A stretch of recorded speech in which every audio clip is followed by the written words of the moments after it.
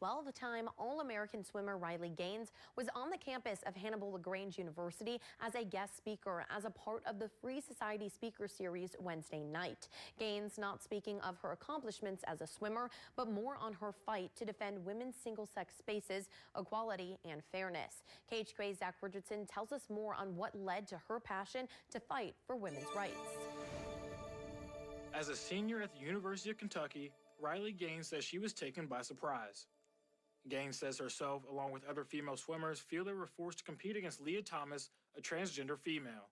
The 12-time All-American swimmer says many of the female athletes expressed their concerns, but she says those concerns were ignored.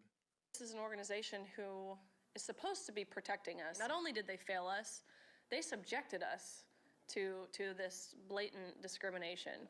In 2011, the NCAA permitted transgender athletes to compete in women's sports.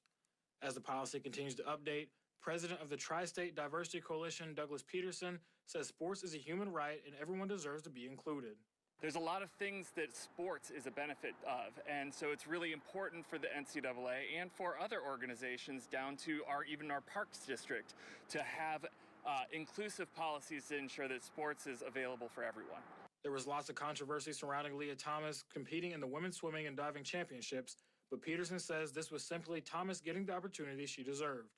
Leah Thomas obviously was a very good swimmer to begin with, and transitioned and then proceeded to do fairly well in some of the national championships. Did not break any records, did not do anything that anyone else hadn't already done. But Gaines says this goes against everything Title IX was designed to do.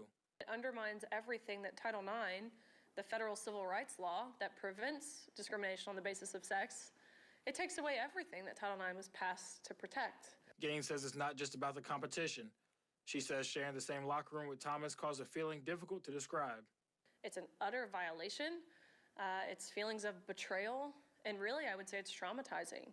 Although Gaines is no longer a competitor, her fight hasn't stopped. She is now the director of the Riley Gaines Center, not just fighting for current female college athletes, but for the next generation of female athletes as well. It is about the next generation. I've been married almost 2 years, and I can only hope to have a daughter of my own one day. I can't imagine being in the position that I'm in and facing what we face and not fighting for her.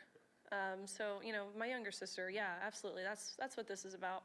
Reporting for KHQA News, Zach Richardson.